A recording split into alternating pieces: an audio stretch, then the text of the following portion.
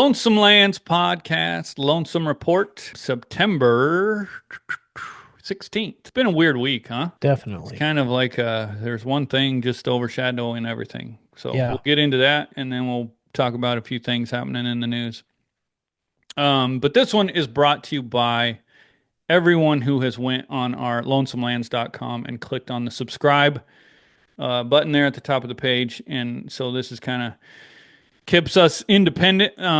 People can go and subscribe, which everything on our website is free and all our content is free, but you become a subscriber. And I think I'm going to change that to sponsor, just to make it less confusing. But that's really what you're doing is you're sponsoring us to keep doing what we're doing and have kind of somewhat of a business here. And thank We you. need all the help we can get. All right. So last week, Shad was in Washington, D.C. We sat down on September 10th and did the podcast, and I felt like that was one of the best. I've actually gotten emails. That was the best, one of the best ones you guys have ever done. Oh, really? Just because I think we were upbeat and positive and energetic and all those things.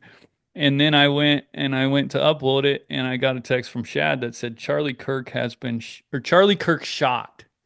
And if you text with Shad, sometimes he likes to text in riddles and rhymes and doesn't really explain what he's. So I'm like, it didn't even register to me like that Charlie Kirk had been assassinated, pretty much.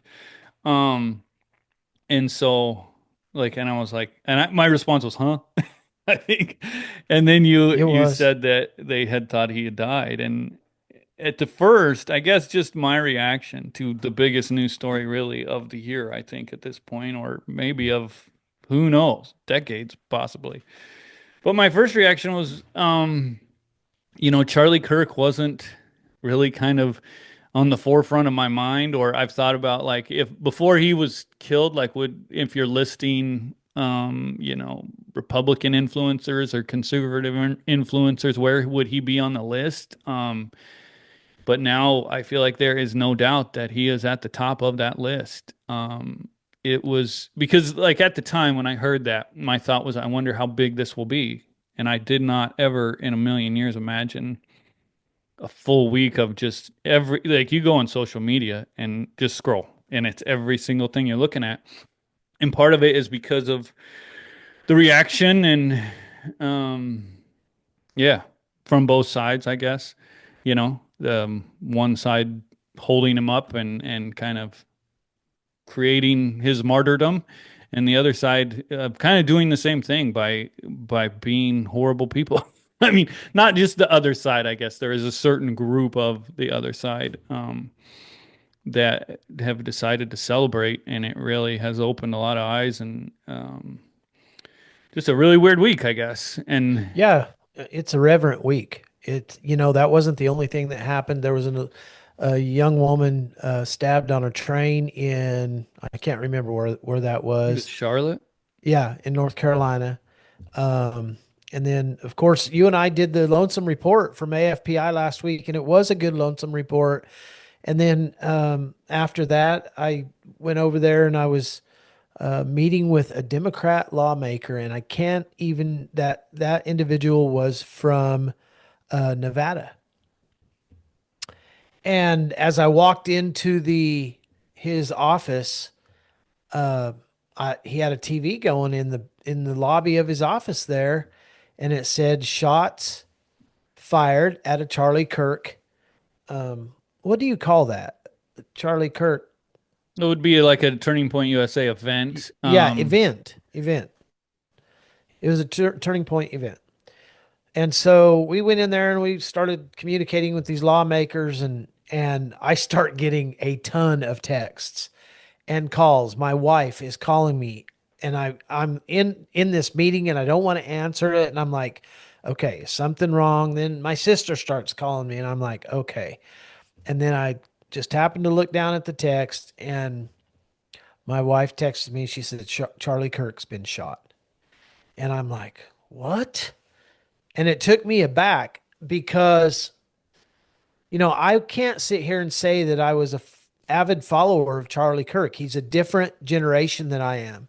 but I have followed him and watched his stuff, and I always loved him because he was not afraid to stand up for the truth of how I was raised to believe the Bible, the truth of the Constitution, the truth of the mania that's out there. It was all he wasn't afraid to stand up to the evil aspect of it and say, no, you know what, we love you, but you're wrong.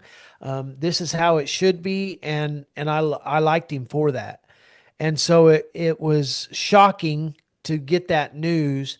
And of course, the first thing they did, was pass that video of him getting shot around the world. And it was grotesque and awful. And I'm surprised that we're living in a world that would do that. But it is, technology is what it is. And so being in DC to me had a great significance. I don't know why, but I was there the night before. We had taken a night tour of the Capitol. It was fantastic. It was heavy. All of it, all of the emotions you can imagine being American. And then Charlie Kirk, the symbol of our youth for this day, who was ordained by God to preach the gospel and to preach freedom and liberty. And he's gone, right? I mean, it was so sad. And I know our group was just totally shocked, but it did not seem like people in Washington, maybe it's how hard we've become, but it just seemed like there was no reverence for it out in Washington. I mean, maybe it's just because it's such a large town. Maybe it's so spread out. But I know my group was absolutely shocked and upset. We were all upset about it. It was what we were talking about. But overall, the feeling in DC was not that way. And so, like you say, we have absolutely seen the news on it all week long. And I think it's just a time to be respectful and reverent. And um, I have a few liberal agriculture friends. Most of them are awesomely uh, decent human beings, but there is one that decided she would mouth really hard about it, and it was disgusting and vile. And I just asked her. I said, "Do you have no reverence?" And she says, "Do you not have any reverence?" Meaning she was talking about the two individuals in, I think it was in Minnesota, that were shot by someone of their same party for denying health care to illegal aliens a couple months ago, is what she was referring to. And yeah, we did have reverence for that. But this Charlie has affected so many lives. It was a time to be respectful. And so that was my one engagement from the negative side. But since then, I've seen a jillion of them, and it's just disgusting. But I will tell you this: he has changed many, many lives, and I respect him for it. Mm, and I appreciate it. Yeah, and I think like saying that I didn't know how big a deal it was when I first heard it, it's like, and then you see the video and it's Yeah. obviously a major deal. When you hear about it, it's like I didn't know where he was shot, what he was doing when, but then you see him and he's in front of that crowd and Yeah. his wife and kid are there and all of that stuff. And it's just so unbelievable that, and I try to think like, who would I ever celebrate getting murdered? I just Right. can't come up with any. I mean, there are people that I strongly, strongly disagree with, but like to be shot in front of their family, I wouldn't wish that really on anybody.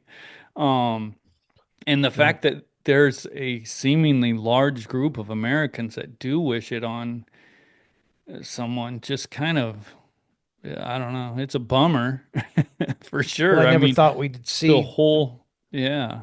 I didn't think we'd see that in my lifetime here. And I can remember my grandpa, a couple of years before he died back in 2000. He died in 2010, and he's like, there ain't nothing that surprises me about anything anymore. And today I'm like, even this would surprise you. I just cannot believe the loss of humanity that we have gained. But at the same time, I mean, I think they reported yesterday 32,000 new applications for Turning Point um, groups in colleges, universities, and high schools. That's amazing. That's amazing. We've seen over in London, England, all across the world, what an effect he had on the youth and the preaching of the gospel and for liberty and freedom. And it was just phenomenal. So I'm very happy that we got to see him in this short time. And life will go on, but people are like, "What are we supposed to do now?" And I'm like, "You carry the torch. You pick it up and you carry it for him because he started something great." And as I look back, Jim, I've told you this. My message and your message and our friend's message have been almost identical to his, just from an agriculture agrarian perspective. And that's pretty dang cool that the freedom makers absolutely think the same way. And so that makes me proud that we're a part of this. Yeah, and to go into his messaging and like the reaction, you know, and I'm not 100% don't know his ideas on all of the issues or whatever, but to see the reaction, oh, he's this racist, he's this horrible person, that's all you see. And then on our side, or on the supporter side, you see all these clips of him engaging with people who hate his guts. And I haven't seen any where I would say he's you know, that are Yeah, racist no, or like exactly. what I see is people calling him all these names, and I don't see any proof of doing it. And I see a lot of people who are questioning, and then they went and researched, and they're like, this guy's not racist. I mean, Yeah. he said that, you know, one of the things I've seen come up is he said George Floyd's, the cops should be pardoned. And it's kind of like, and the reason he says that is because the medical report said that he died from drug. So it's kind of like, well, I mean, the medical report also thinks that they should be pardoned. So it's like he was not afraid to say that kind of stuff and considering where we come from. And then the other thing, I had a buddy, you know, I think we've all been kind of like, this is, you know, just kind of dealing with or just thinking about this whole reaction and seeing it. And I had a buddy call me and he was the same way. He was like, yeah, I wasn't a subscriber, and I don't talk to him very often, but he knows kind of my viewpoints on things, so he thought he'd call me up, I think, and just it was the exact same thing. But he has a kid who's a freshman in college, and he was like, my son was all in on him. Like he actually made my son more conservative because you know these kids are going to school, and his kid went to high school and middle school through COVID and BLM and all of that stuff where there's all these factors pushing, and Charlie Kirk, he said Charlie Cook resonated with him and kept him kind of on the right side of things. Yeah. And so that was, you know, and that's what I thought. I didn't realize, and but even my daughter, she texted me right after you. Did you hear Charlie Kirk guy or got shot? And I was like, I didn't even know she really knew. I mean, she's 15. I didn't know that she knew who he was even. Yeah. And my 13-year-old son knew who he was too. I mean, it was yeah, young people for sure are more clued in on what he was doing than us. But and that goes also to the power of what he was doing, just going to these colleges and being so influential. Just by sitting down and talking, and that's what I mean. That's why they killed him, is, and that's why all these people are celebrating too. Is the only way to get him to stop you know changing people's minds because he was right on a lot of Yeah. issues, and maybe he wasn't Absolutely. 100% right on every issue, but he really made people think. And you know when he talk you see him talking to minorities about DEI and all of these different things, and you know you can see light bulbs going off on these people behind the microphone, or you know after they step away after Yeah. you know those engagements that they're thinking about things differently, and that entire crowds would be thinking about things Well, differently. and So it did have a great effect even on the older generation, older than us. I know when I walked into church Sunday morning, uh, first thing that a little old lady that watches the Lonesome Report said to me, she said, Shad, you and Jim have to watch yourself.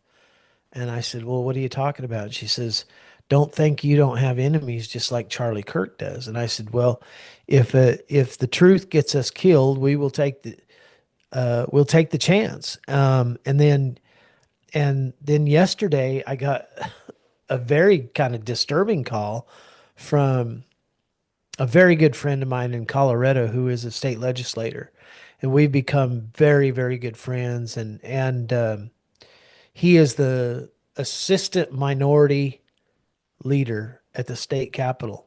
He's a Republican, so he's number two of the minority spot.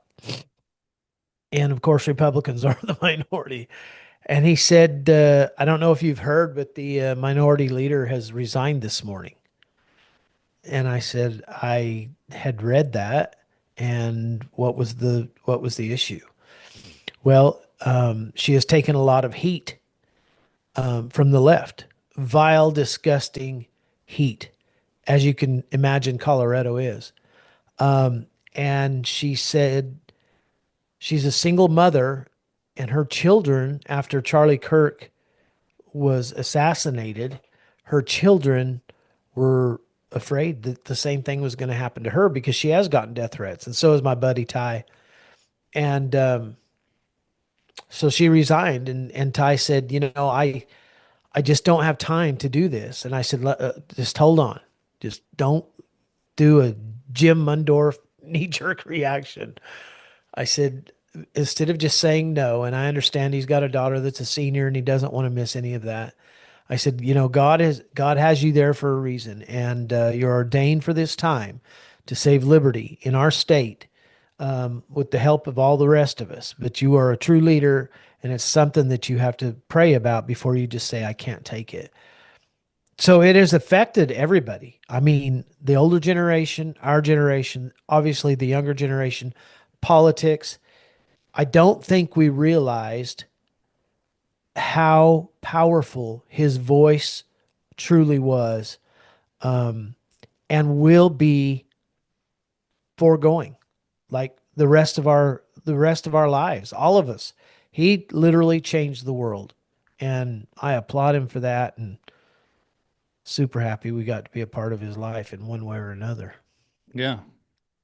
And I guess so. I'm trying to do more on social media, right? I'm not good at it and it takes me forever. But I went back and I tried to clip something up out of the last episode. And it was kind of about Brooke Rollins and how, she gets kind of criticized. And then I talked about how my 15-year-old daughter is a big fan of hers. And I had created kind of this clip, and it was like 4 minutes long, which is too long for social media. So then I have to whittle it down. And as I'm whittling it down, I realized that it's kind of about Charlie Kirk. Like, because Shad at one point talks about how it's about the youth and of what we're doing, and he's talking about being in DC and how we need to empower these leaders who I think you said share the same love of God, country, family, community. And so, yeah, it's just weird how these little things are going to come up. But I mean, to go into like what you and me are for and how we share those ideals. You Mhm. talked about how we need to keep leaders in there that will push those policies of those four things really. And then we talked about then I had the clip of Brooke Rollins and how my 15-year-old daughter um, follows her on social media and is like her biggest fan. Right. And so yeah, those kind of little things just are going to creep up. And but yeah, that just goes into sharing kind of the same values and what we need to keep working towards and how we need to do it too. I think, I wasn't that familiar with his events of him going out and really going into these college communities and the people that he wanted to change. And I mean, he was we talk about grassroots, and I'm going to talk more about grassroots. That is the future, I think, of the media and of organizations, and all of that is really getting to the grassroots of things and not dealing with lobbyists and corporations and all of Agree. those things. Agree. And those ideals of God, country, or God, family, country. I mean, I don't know the order you want to put them in, but community and yeah, and just keep pushing that forward. Um, But yeah.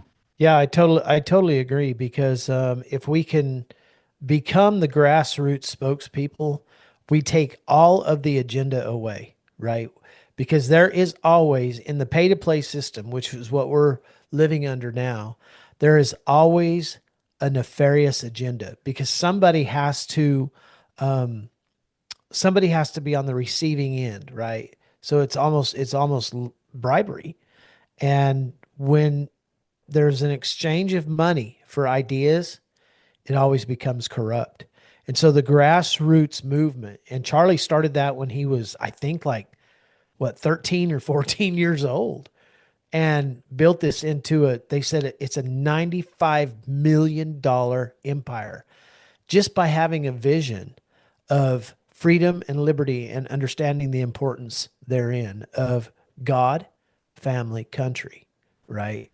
And it's something to behold. And it's absolutely an example that I hope the majority of our youth across the nation, especially in agriculture, because we are the last defense, we're the last lifeline to the land, we're the last bastion of freedom, truly. Our youth of agriculture need to hold true to those ideals and that grassroots image. So Right on. I guess on that note, grassroots journalism and Brooke Rollins, Keely Cavello, who we talk about a lot, and I did have a YouTube out with her where she's talking about these dams in her neighborhood in Northern California. They're removing these dams. I guess we'll get into the issues now. yeah, But she was able through her grassroots journalism, she has, you know, beaten down walls, I guess, and really made it through. And Secretary Rollins was on a meeting, a Zoom call, I believe, a meeting with the landowners in that neighborhood, and tweeted out that she is going to work to try to protect those dams. And you talk about the money behind and PG&E, which apparently is one of the most corrupt oh yeah, corporations in the world. There's all kinds of stuff going on about them and that Pacific Palisades, is that right? The fire yep, and how they wouldn't release the water. They didn't have the right amount of water, all that kind of stuff. And now there's all kinds of weird stuff going on in that neighborhood. But yeah, it's, you know, we complain a lot, I guess. So that like we're making progress, and that's what this grassroots type of deal is. So, and yeah, that upholds the importance of the grassroots movement, truly. And Keely Cavello is a huge part of that out on that west side, but or on that coast.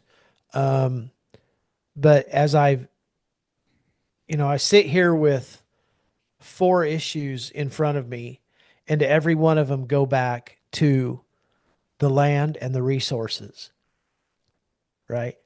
Because this is what it's about. Socialism is about gaining control of how we produce, and socialism is nothing more than voluntary communism. So to have, America Unwon get the recognition from Secretary Rollins, who so far has a pretty dang good track record, especially with the mod deal, um, on trying to cover these. I think she's so busy. I'm overwhelmed with Lonesome Report. How is she not overwhelmed, right? yeah. And the fact that, I mean, goes back to the mod thing and a number of different issues that she has, put on her plate when they are grassroots issues. Yes. Getting the mods out of that deal doesn't get, you're not placating donors or lobbyists or anyone else. Right. In You're fact, just you're doing the opposite. right. And especially out there on the West Coast, Potter Valley, where the Nature Conservancy, like everywhere else, has this huge presence. And the Nature Conservancy, I will tell you that I think they're going to get a lot of pushback because of these public-private partnerships. And which, by the way, we need to do something about. But I appreciate Secretary Rollins going after that and hitting on that, and the mod deal and the deal in New Mexico. And we've got something that came to my attention yesterday morning. It's the U.S. Forest Service draft assessment of a revised land management plan uh, that encompasses 500,000 acres in southeast Colorado on the Tempest unit, the Comanche unit, and then the Cimarron unit in Southwest Kansas. And what it amounts to is the U.S. Forest Service is coming in there. They want to revise the management plan, and they're changing all these rules and all these endangered species and species of concern and all of that to where they can get control of not only the federal and the state lands, but also private property if you don't abide. If they deem that there's a any certain animal that they say is on the SCC Stressor, I list, believe that was yeah, called, right? they can take over, right? And so this goes exactly down the same road as the 98 and 82, the ballot initiatives 98 and 82. We've been talking about them. It's the same thing. And so we've got to get, if you have these issues in your area, um, we've got to get these issues to Brooke Rollins, and there's a porthole for that. The Forest Service is out of control with the Nature Conservancy. We've got to do some investigating into these ENGOs, Jim. I think we're in real trouble with these, and I think we're a little past balance, and we've got to do something. But Yeah. anyway, been getting a lot of calls on that, so I'm writing a letter. Um, it's just there's so much. There's so much. And Claire then you Dunn, right? have, huh? If you give Claire Dunn on TikTok has brought a Yeah, lot of Claire, you can go to Claire Dunn's Instagram too, I guess. Instagram, Facebook, and she has a little snippet of it. She did a really good job on that. I talked to Claire last night. Um, and she got it from the same source I did, believe it or not, because I was like, they sent it to me yesterday. Can you write a letter? Yes, I started the letter. Then last night, everybody was sending me Claire's video, so I texted Claire and I'm like, "Look, I'm writing this letter, and you're doing the," and so then I called my resource, and she's like, "Yeah, we saw Claire done at the Lincoln Day dinner." In Benton County in Los Animas, Colorado. We got her up to speed. So I was happy about that. She's super, super dynamic. I like Claire. Uh, I got more stuff. You want me to talk about it? The McDonald's thing. Well, I got one more thing before the McDonald's thing. Kind of goes into sustainable development. And this is an article. So I explained to somebody yesterday the very first university that brought in sustainable development in the United States was the University of California, Davis. And then it has spread. So you got University of California, Davis, over to Kansas State, Colorado State, Oklahoma State, Texas A&M, South Dakota State, right? And they've all bought into this nonsense. But me and you have been talking heavily, heavily about the beef on dairy issue and how the beef on dairy issue may become our hog moment in the industry, right? We saw where Key Jim said, we need to put these beef on dairy in this all cement feed yard for their whole lives, right? And that did not set well with a lot of the public. I think this is part of why this came out. And so now an article coming out of Oklahoma State University is telling us why it's going to be very important for stocker operators like me to access the beef on dairy market and start growing these cattle for the beef on dairy market. And my contribution to that is welcome to serfdom, because in the article, they cited, their gain per day and all this, but one of the great quotes on that was that even though they won't do that well out on grass or on wheat, when they get to the feed yard, they'll compensatory gain like crazy. And the feed yard owners and the beef processors will be super happy. So that I thought was very interesting. Just to break it down and Yeah, simplify it, beef on dairy is dairy cows being bred by beef cows, right. usually Angus, usually artificially inseminated. They have a crossbreed Holstein Angus calf. Those calves get pulled off first day, stuck in these little huts or grow facilities where they're bottle fed or bucket fed up Mhm. into the point of weaning age. Once they're weaned, they would go to a stocker. A lot of times they will go directly to a feed yard, but Most because of the time. but because we are so short on cattle, these stocker guys like Shad need something to put in on their wheat. And so now they're promoting these calves to be put onto the wheat.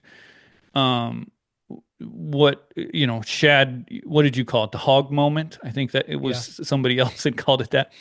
And what he's referring to there is you have to, this is kind of a top down vertical integration type of thing where you control every aspect of the growth of the animal. Meaning, right now, the difference between beef on dairy and what happens in the actual cattle industry is cow calf guy has a calf, takes it to the sale barn, stocker guy buys it. Sectors. Yeah, the stocker guy sells it to a feed yard. The feed yard sells it to a packer.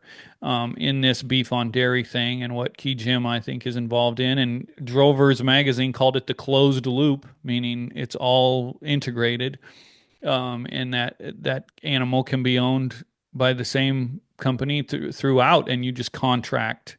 You would Yeah, be a contract grower as a stocker, right? absolutely. Yeah, and Yeah, so then the you're reliant on if you're a stalker like Shad, the feed yard tells you what to do and how to do it and sure. how much money you're going to make. And that's where the hog industry is, and that's why there is no real independent hog feeders anymore. Yeah, one of the aspects of this article is under what they call the management keys. One of the aspects is that they're slower to start on pasture due to previous management and new environmental. Unlike beef calves raised alongside their dams, dairy beef calves don't learn how to graze and have that outdoor behavior early in life, which I think is just not good, right? Hmm. But the take home message, and I'll quote this. So the take home message from this article says, with the tight beef calf supplies, beef on dairy crosses are becoming an important option for stocker operators. They require careful management at receiving and early grazing, but they finish well in the feedlot and produce high quality carcasses. These calves are likely to play a growing role in the U.S. beef supply, which is not a lie. They will play a growing role because there's so few stalker operators left, and just cattlemen left, right? But I think that this take home message is terrible, because they're basically saying, "Hey, cowboy surf, they're going to be really hard to get started. They're going to be really hard to keep alive. You're going to have to live with them daily because they have no social skills at all. Don't know how to drink out of a trough. They don't know how to walk to water. They don't know how to graze grass. So you'll have to deal with that while they gain 0.2 to 5 pounds a day, 0.2 to 0.5 pounds a day. And then we'll take over it and we'll have the compensatory gain, which will cheapen it up and we get the money." Hmm. That's what that's saying right there. Who wrote that? And Is it that um, Daryl Peel? yeah, I'm I think it was guessing. an extension agent by the name of, he's an extension beef cattle nutrition specialist out of Oklahoma State Hmm. University by the name of Paul Beck. Yeah. Usually Daryl Peel is the guy doing the. Well, he got some of his information from Yeah. Daryl Pill. He's like Um, learning moving how to be on. the mouthpiece of corporations. Oh yeah. Moving on. The company that has done more for the health of the American people than any other corporation in the history of our country, McDonald's, has doubled down on its commitment to responsible beef sourcing. As you well know, Justin Ransom at USDA was the head of sustainability at McDonald's for a short time. And so they jumped in on sustainability early on and promoted the three pillars of sustainable development in the beef industry and were founding members of the Global Roundtable for Sustainable Beef. So they've been wanting to tell us how to produce beef for a long, long time. And you can go there and get the worst hamburger in the world. But anyway, they've doubled down just recently on their commitment to responsible beef sourcing. And they are investing $200 million in regenerative agriculture with the launch of their Grassland Resilience and Conservation Initiative. Um, and it is a public private partnership between McDonald's and the National Fish and Wildlife Foundation and USDA's Natural Resource Conservation Service. Um, some of their beef suppliers are also partners in that, Jim, and they're going to source these cattle, hopefully implemented this regenerative agriculture across 4 million acres in 38 states over the next 7 years. So they're going to tell us how to become more regenerative now that regenerative is the new buzzword, and sustainability is kind of finding its way out the door. They're going to get on board and they're going to sell us more McDonald's cheeseburgers. And so there you have that. So I thought it Well, was just typical of McDonald's, right? Just get this on. goes back into ESG and the Yep. carbon market. Like Yep. they are looking down the road now that people like us are kind of researching and figuring this out. They're thinking about, well, if we can sell more sustainable cheeseburgers and we can buy more sustainable cattle, we could create these carbon credits, right, from all of this Yep. stuff. And I just Googled, there's three corporations that I learned when I started doing this ESG research. Um, there's three corporations that always come up that are shareholders in, or three investment firms that always come up that are shareholders in these corporations, and they're the biggest pushers of this environmental sustainable governance grant. And they're BlackRock, Vanguard, State Street. I just Googled three largest shareholders in McDonald's. Vanguard number one, BlackRock number two, State Street number three. Gosh, dang. They are working to create this whole fictitious carbon market so that they can continue to get rich. That Yeah. reminds me of the Charlie Kirk, one of the clips I'd seen. I probably watched hundreds of clips over this last week just because that's all that's on social media, and I'm online way too much. But he talks about banning one of the best ones I thought, which really made a lot of sense, which wasn't like this theology or um, ideology discussion. Is he said, how do we make home ownership easier for younger people? And he said we need to ban investment firms over $500 million from buying single family homes, which for some people would go against like a free market ideology, but that's becoming a major problem. BlackRock is buying single family homes, affordable housing, and then renting them out. And they have increased the price of houses and made it to where these young people can only rent houses. And They're that a is horrible part of, organization, and I think more and more people's eyes need to be open yeah, to it. that's part of the, the goal that was intended at the World Economic Forum when they said you will own nothing and be happy. That rolls right into that ESG, the triple bottom line of sustainable development. But yeah, the McDonald's deal is not surprising. Their goals are, beef supply chain resiliency. They have 13,500 McDonald's stores across America.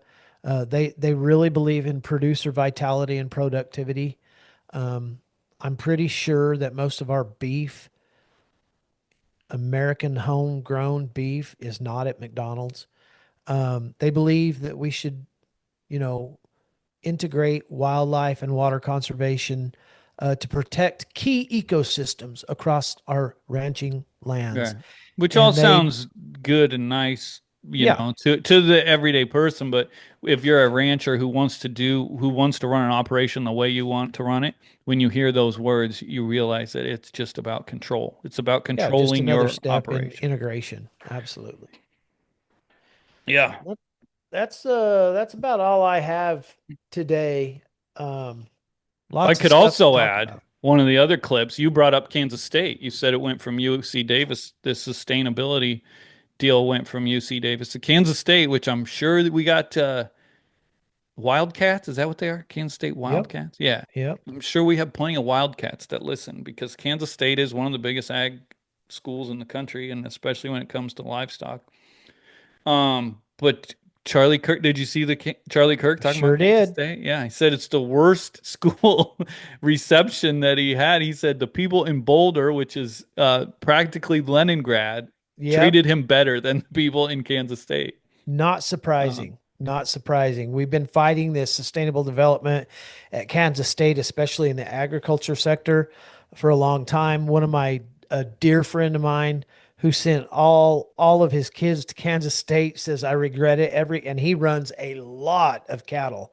But he's the freedom maker, right? He's not about socialism. So he has said, man, and then last week we've had several comments about, the sustainable development goals at Kansas State University and what they're doing there in agriculture. So, I don't know. I don't know what road we're walking down. I know what road I'm walking down, and that's the road to liberty and freedom. And I'm going to make sure these kids understand the attacks thereupon.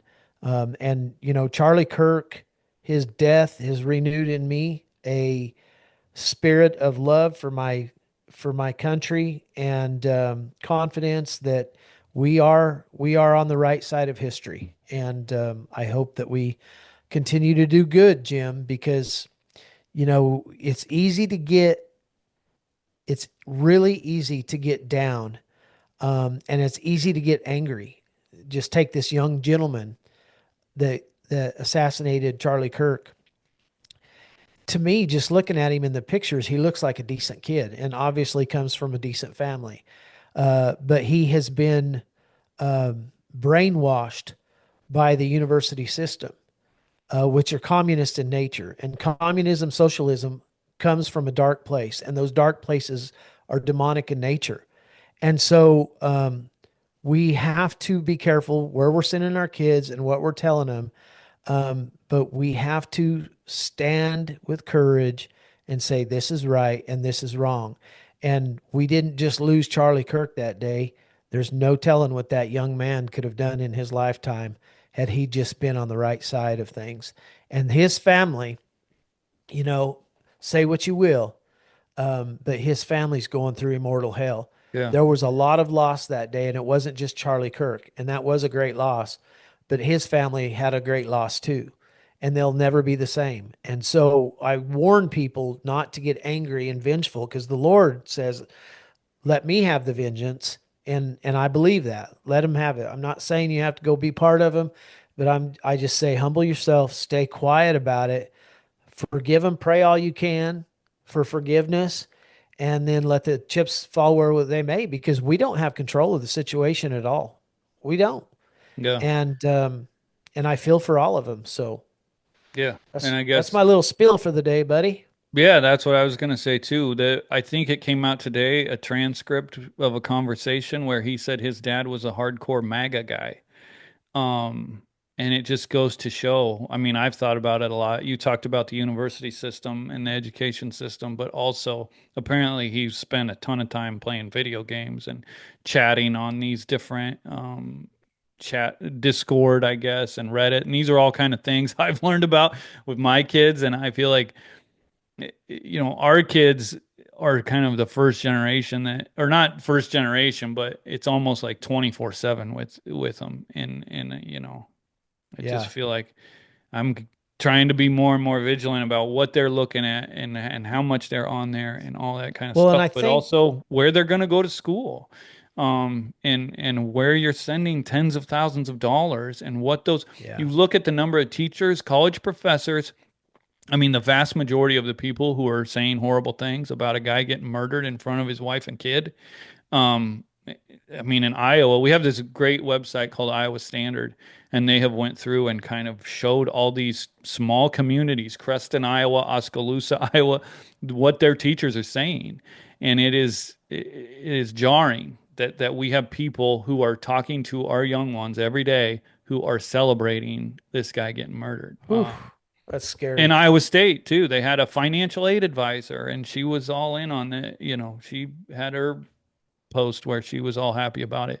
Yeah, it's you find out what your where your kids are going to school Well, and just for example, I'm naive to this technology, right?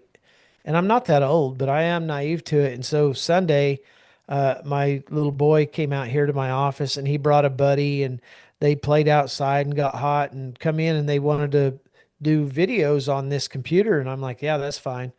Um, but then I was out here working and I got an email from YouTube and it says, we have taken down a live video where more than one person below the age of 13 is creating content without a supervision of an adult in the room. And I'm like, what is this all about? Because I didn't know what it was about. And I got thinking, so I come in here, and sure enough, these two boys were in here on live YouTube making content. There was nothing wrong with it, but they were, and I had no idea that you could even do that, Jim. I had no And idea. yeah, So well, we have to be kudos to careful. YouTube for having the technology to realize that there's no, I'm sure it's an Yeah. AI deal that senses ages Some, yeah, or something. something. Yeah. But yeah, I mean, and it's, when I talk about the first generation, I'm almost like we're the first generation that didn't grow up with this. Yeah. Like we didn't have these phones and stuff and No, call. I mean, I got a cell phone like my senior year of college, I think. I was one of the last of my buddies, but like we didn't have this stuff when we were kids, so we don't realize, you correct. know, how, I'm sure the 20 and 30-year-olds that are having kids now probably have a better grasp on how damaging it can be. But we Yeah. don't or just haven't, I guess. Um, but all right, is that it? You got to take off, right? That's all I got, buddy. Lonesomelands.com. Go to subscribe. I'm going to change it to support. I'm going to kind of change the wording, but also we're over a year now.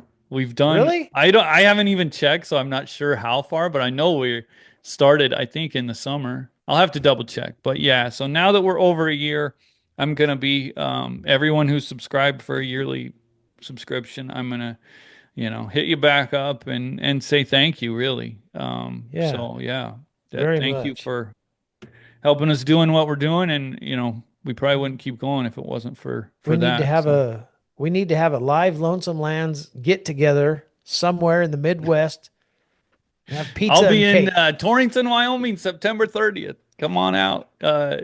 Farm Bureau, I think Goshen County Farm Bureau, and then I'm also going to Rocky Mountain Stock Growers, Deer Lodge, Montana, November 8th. That'll be So cool. head on out and say hi. Very cool. Shad will be shipping cattle. Start shipping the day after tomorrow. Got to fly to Washington, D.C. on Monday, fly back on Tuesday night, drive back to Colorado, ship another day or two. And then we got to get this wheat in Texas, man. All right. Thanks, everybody. All right. Adios.